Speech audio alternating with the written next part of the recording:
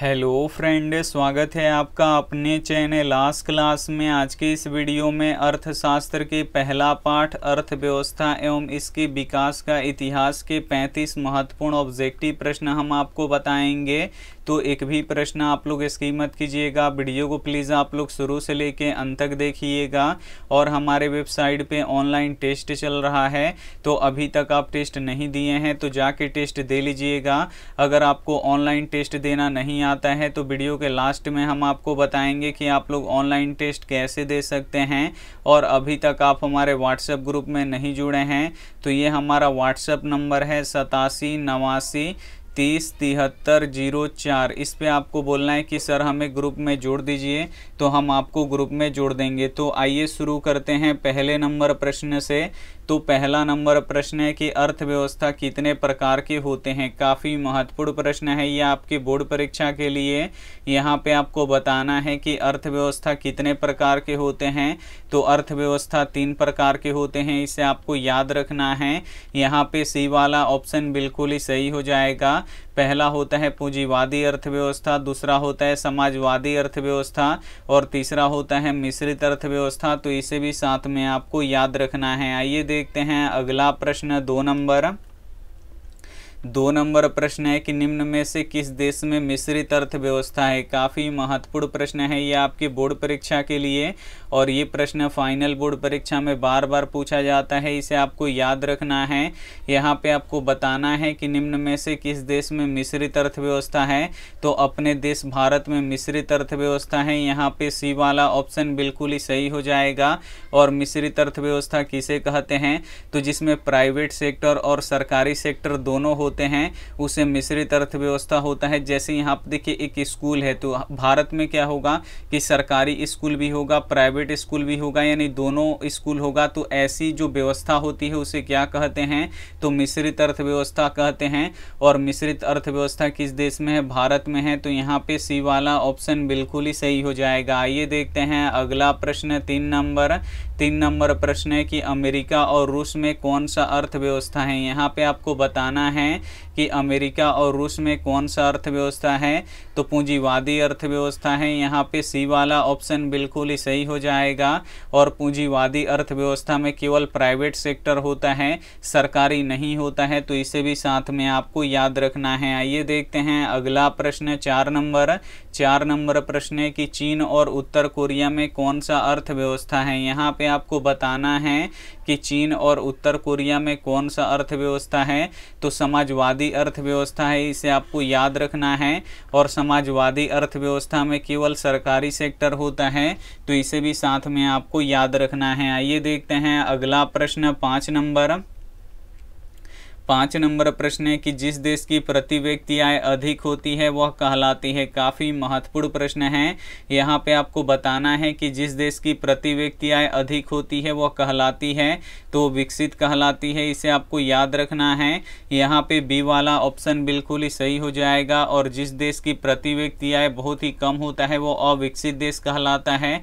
तो इसे भी साथ में आपको याद रखना है।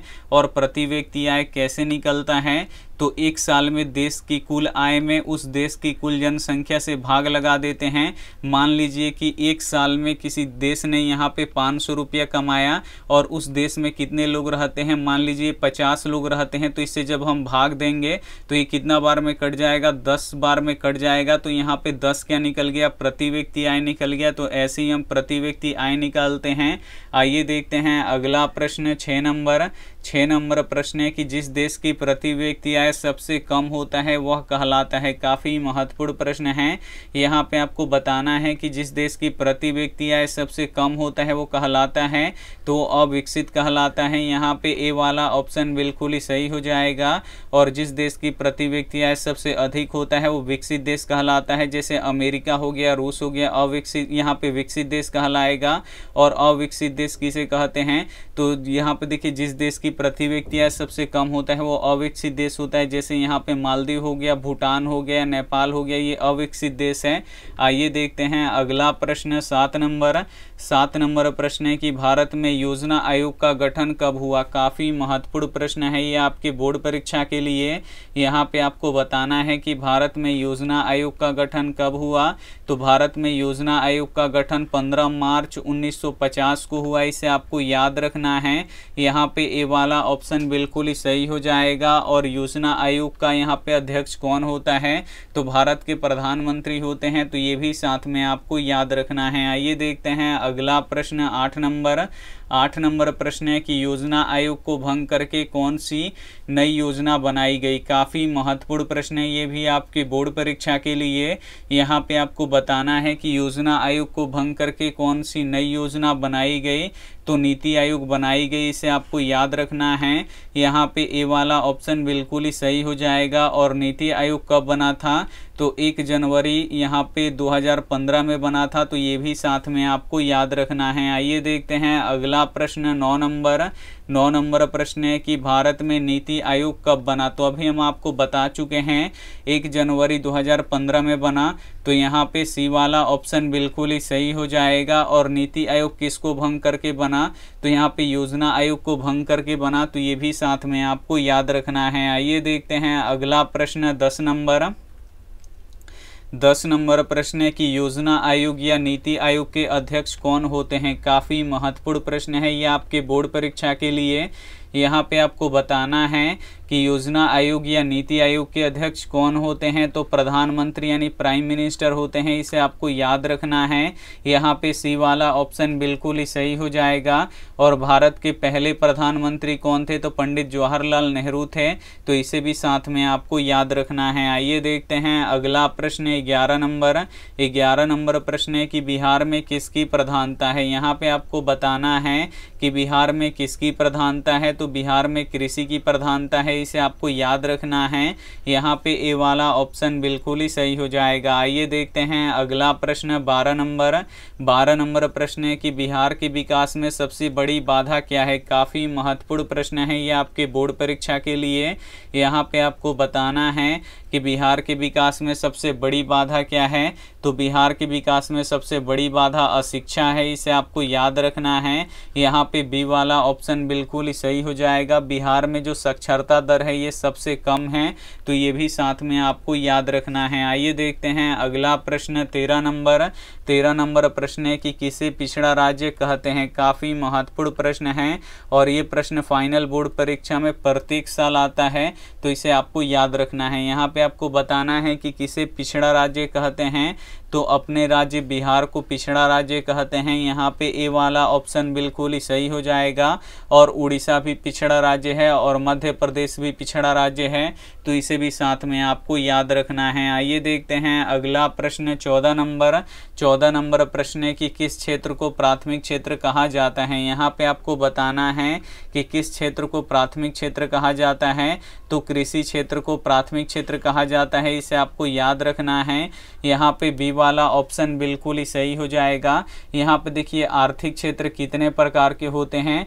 तो जो आर्थिक क्षेत्र होता है ये 3 प्रकार का होता है। पहला होता है प्राथमिक क्षेत्र, दूसरा होता है द्वितीय क्षेत्र और तीसरा होता है तृतीय क्षेत्र। और प्राथमिक क्षेत्र में क्या जाएगा, तो जितने भी कृषि से जुड़े कार्य होते हैं वो प्राथमिक क्षेत्र में आ जाता है। जैसे यहाँ पे कृषि हो गया और यहाँ पे मत्स्य पालन हो गया, गौ पालन हो गया, ये सब किस में आएगा, तो प्राथमिक क्षेत्र में आएगा। और द्वितीय क्षेत्र में क्या आता है, तो निर्माण हो गया, उद्योग हो गया, ये सभी द्वितीय क्षेत्र में आएगा। और तृतीय क्षेत्र में क्या आएगा, बैंकिंग आएगा, यानी जितने सरकारी काम होते हैं वो किस में आएगा, तृतीय क्षेत्र में आएगा। तो यहाँ पे प्रश्न है कि किस क्षेत्र को प्राथमिक क्षेत्र कहा जाता है। तो कृषि क्षेत्र को प्राथमिक क्षेत्र कहा जाता है। और जो सेवा क्षेत्र होता है इसे हम लोग तृतीय क्षेत्र कहते हैं। और सेवा क्षेत्र में जितना भी सरकारी काम होता है वो आ जाता है। और यहाँ पे देखिए औद्योगिक क्षेत्र को किस क्षेत्र को कहते हैं, तो औद्योगिक क्षेत्र द्वितीय क्षेत्र होता है। और निर्माण और उद्योग भी किस में आता है, द्वितीय क्षेत्र में आता है, तो ये भी साथ में आपको याद रखना है। आइए देखते हैं अगला प्रश्न 15 15 नंबर प्रश्न है कि किस क्षेत्र को द्वितीय क्षेत्र कहा जाता है। यहाँ पे आपको बताना है कि किस क्षेत्र को द्वितीय क्षेत्र कहा जाता है। तो औद्योगिक क्षेत्र को द्वितीय क्षेत्र कहा जाता है, यहाँ पे सी वाला ऑप्शन बिल्कुल ही सही हो जाएगा। और कृषि क्षेत्र को प्राथमिक क्षेत्र कहा जाता है और सेवा क्षेत्र को यहाँ पे तृतीय क्षेत्र कहा जाता है। तो ये भी साथ में आपको याद रखना है। आइए देखते हैं अगला प्रश्न 16 नंबर प्रश्न है कि किस क्षेत्र को तृतीय क्षेत्र कहा जाता है। तो सेवा क्षेत्र को तृतीय क्षेत्र कहा जाता है, यहाँ पे ए वाला ऑप्शन बिल्कुल ही सही हो जाएगा। और वीडियो को अभी तक आप लाइक नहीं किए हैं तो वीडियो को लाइक कीजिए। चैनल को अभी तक आप सब्सक्राइब नहीं किए हैं तो चैनल को सब्सक्राइब कीजिए। सब्सक्राइब करने के बाद एक बेल आइकन आता है, तो बेल आइकन को ऑल पे दबा लीजिए ताकि जब भी लाइव क्लास हो तो आपके पास नोटिफिकेशन पहुंचता रहे। आइए देखते हैं अगला प्रश्न 17 नंबर प्रश्न है कि किसी देश के विकास का स्तर किस आधार पर निर्धारित किया जाता है। ये भी काफ़ी महत्वपूर्ण प्रश्न है। यहाँ पे आपको बताना है कि किसी देश के विकास का स्तर किस आधार पर निर्धारित किया जाता है। तो स्वास्थ्य की स्थिति पर निर्धारित किया जाता है, प्रति व्यक्ति आय पर निर्धारित किया जाता है और साक्षरता दर पर निर्धारित किया जाता है, यानी इनमें से सभी पर निर्धारित किया जाता है। तो यहाँ पे डी वाला ऑप्शन बिल्कुल ही सही हो जाएगा। आइए देखते हैं अगला प्रश्न 18 नंबर प्रश्न है कि नरेगा से ग्रामीण मजदूरों को साल में कम से कम कितने दिनों के लिए रोजगार देता है। काफ़ी महत्वपूर्ण प्रश्न है ये आपके बोर्ड परीक्षा के लिए। यहाँ पे आपको बताना है कि जो नरेगा है इससे ग्रामीण मजदूरों को साल में कम से कम कितने दिनों के लिए रोजगार मिलता है। तो 100 दिनों के लिए रोजगार मिलता है, इसे आपको याद रखना है। यहाँ पे ए वाला ऑप्शन बिल्कुल ही सही हो जाएगा। आइए देखते हैं अगला प्रश्न 19 नंबर प्रश्न है कि नरेगा एक कार्यक्रम है। यहाँ पे आपको बताना है कि नरेगा एक कार्यक्रम है। तो नरेगा एक राष्ट्रीय स्तर का कार्यक्रम है जिसमें ग्रामीण मजदूरों को साल में 100 दिनों के लिए रोजगार मिलता है। तो ये भी साथ में आपको याद रखना है। आइए देखते हैं अगला प्रश्न 20 नंबर प्रश्न है कि प्लास्टिक मुद्रा का उदाहरण है। काफ़ी महत्वपूर्ण प्रश्न है ये आपके बोर्ड परीक्षा के लिए। यहाँ पे आपको बताना है कि इसमें से कौन प्लास्टिक मुद्रा का उदाहरण है। तो एटीएम कार्ड है, इसे आपको याद रखना है। यहाँ पे सी वाला ऑप्शन बिल्कुल ही सही हो जाएगा। और एटीएम का पूरा नाम क्या होता है। तो ऑटोमेटिक टेलर मशीन होता है, तो इसे भी साथ में आपको याद रखना है। आइए देखते हैं अगला प्रश्न 21 नंबर प्रश्न है कि अंग्रेजों ने भारतीय अर्थव्यवस्था का किया। यहाँ पे आपको बताना है कि अंग्रेजों ने भारतीय अर्थव्यवस्था का क्या किया। तो शोषण किया, इसे आपको याद रखना है। यहाँ पे बी वाला ऑप्शन बिल्कुल ही सही हो जाएगा। आइए देखते हैं अगला प्रश्न 22 नंबर प्रश्न है कि फूट डालो और राज करो की नीति किसने अपनाई। यहाँ पे आपको बताना है कि फूट डालो और राज करो की नीति किसने अपनाई।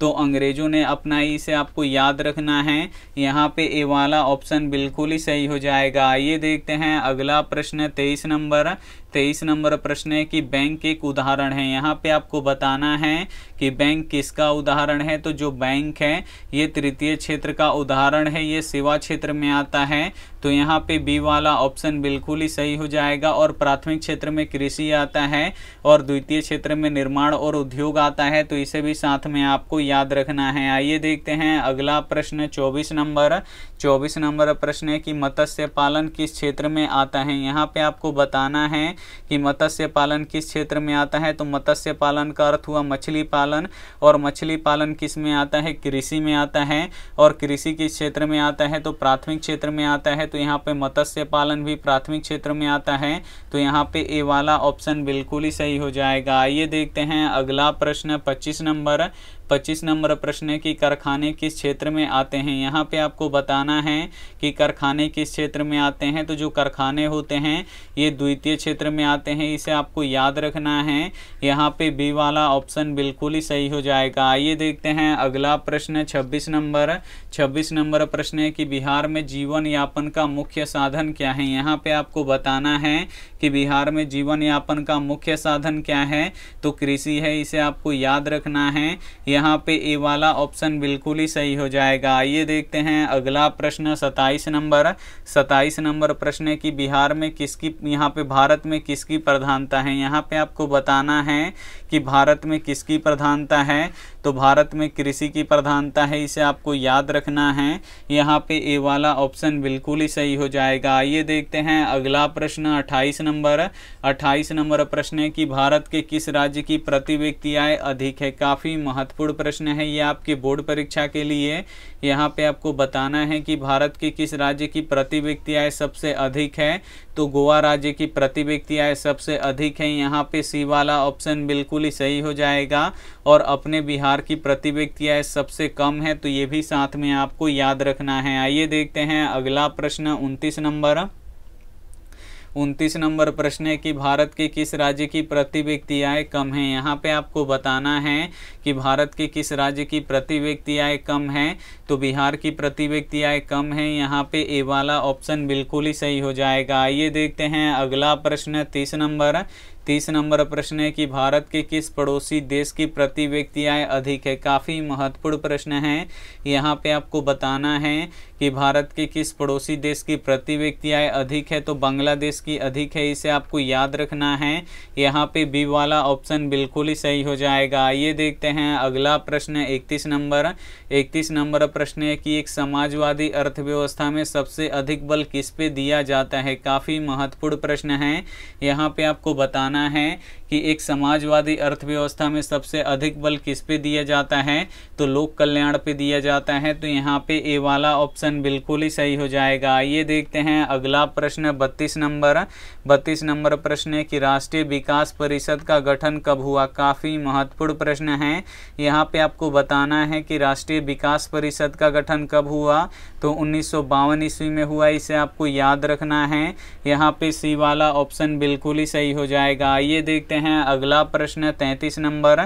33 नंबर प्रश्न है कि बिहार के विभाजन के बाद कौन सा उद्योग रह गया। यहाँ पे आपको बताना है कि जब बिहार से झारखंड अलग हुआ तो बिहार में कौन सा उद्योग रह गया, तो चीनी उद्योग रह गया, इसे आपको याद रखना है। यहाँ पे बी वाला ऑप्शन बिल्कुल ही सही हो जाएगा। आइए देखते हैं अगला प्रश्न 34 नंबर।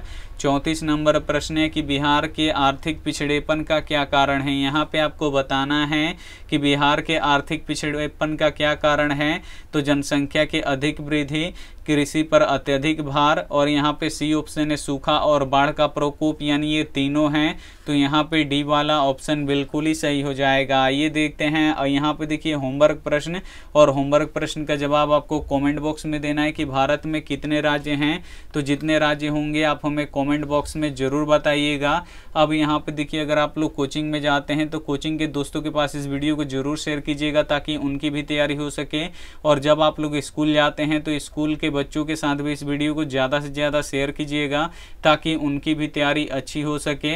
और उनसे बोलिएगा चैनल को सब्सक्राइब करने के लिए। अब हम यहाँ पे बताएंगे कि आप लोग ऑनलाइन टेस्ट कैसे दे सकते हैं। तो सभी के फ़ोन में होता है क्रोम या गूगल, तो उसे ओपन कर लेना है। और जैसे ही आप लोग ओपन कीजिएगा यहाँ पे देखिए एक सर्च बॉक्स दिखेगा, तो इसमें आपको लिखना है आस्क क्लास। तो हम यहाँ पे लिख देते हैं ASK फिर CLASS। यहाँ पे आस्क क्लास लिख के सर्च कर देंगे। और जैसे ही सर्च करेंगे यहाँ पे देखिए लिखा हुआ आ जाएगा आस्क क्लास, बस इस पे आपको क्लिक करना है। और जैसे ही आप लोग क्लिक कीजिएगा आप हमारे ऑफिशियल वेबसाइट पे आ जाइएगा, यहाँ से टेस्ट लगा सकते हैं। तो टेस्ट पे हम क्लिक करेंगे तो हमारा टेस्ट ओपन हो जाएगा। और सबसे पहले आपको ऊपर वाला टेस्ट देना है, और उसके बाद अगर आप लोग नीचे वाला टेस्ट नहीं दिए हैं तो ये सभी टेस्ट आप लोग दे लीजिएगा। तो यहाँ पे हम ऊपर वाले टेस्ट को पे क्लिक करते हैं। तो जैसे ही यहाँ पे हम क्लिक करेंगे तो हमारा टेस्ट ओपन हो जाएगा। और आपको थोड़ा सा यहाँ पे नीचे आना है और यहाँ पे स्टार्ट के बटन पे क्लिक करना है। और यहाँ पे आप लोग अपना नाम लिख दीजिएगा और नेक्स्ट कर दीजिएगा। जैसे आप लोग नेक्स्ट कीजिएगा यहाँ पे देखिए 20 क्वेश्चन है, और यहाँ पे प्रत्येक क्वेश्चन का 4 ऑप्शन है और एक सही ऑप्शन है। अगर आप लोग सही ऑप्शन पे टिक कीजिएगा तो ग्रीन हो जाएगा, और गलत ऑप्शन पे टिक कीजिएगा तो रेड हो जाएगा। यहाँ पे देखिए मानव मादा का का गर्भकाल का समय कितना होता है, तो 9 माह का होता है। अगर सही पे टिक करेंगे तो ये ग्रीन हो जाएगा और गलत पे हम लोग टिक करेंगे। यहाँ पे देखिए 2 नंबर प्रश्न है कि शुक्राणु कहाँ बनते हैं, तो वृषण में बनते हैं, सही आंसर है। लेकिन हम हृदय पे टिक लगाएंगे तो देखिए रेड हो गया, गलत हो गया। जो सही आंसर होगा वो आपको बताएगा। तो ऐसे ही आपको टेस्ट देना है, लास्ट में आपको रिजल्ट भी बताएगा कि आपका 20 प्रश्नों में से कितना सही हुआ। अगर आपको पीडीएफ डाउनलोड करना है तो यहाँ पे डाउनलोड पीडीएफ पे क्लिक करना है और आपको थोड़ा सा यहाँ पे नीचे आना है और यहाँ पे आप लोग देख सकते हैं बहुत सारा पीडीएफ बिल्कुल फ्री में हम अपलोड कर चुके हैं। तो इसमें से जो भी पीडीएफ आपको डाउनलोड करना है तो बस आपको डाउनलोड पे क्लिक करना है और आपका पीडीएफ डाउनलोड हो जाएगा। अगर आप लोग क्वेश्चन बैंक पढ़ना चाहते हैं तो यहाँ से आप लोग क्वेश्चन बैंक पढ़ सकते हैं। और नीचे में देखिए यहाँ पे अगर आप लोग यहाँ पे 10th का ऑब्जेक्टिव सब्जेक्टिव पढ़ना चाहते हैं तो यहाँ से आप लोग पढ़ सकते हैं। और नीचे में देखिए अगर आपको कोई न्यूज़ पढ़ना है एजुकेशन से रिलेटेड तो यहाँ से आके आप लोग एजुकेशन से रिलेटेड न्यूज़ पढ़ सकते हैं, क्योंकि यहाँ पे डेली न्यूज़ निकल रहा है। थैंक यू फॉर वॉचिंग, मिलते हैं अगले वीडियो में। तब तक अपना ध्यान रखिए, मन लगा के पढ़ाई कीजिए। Take care and bye.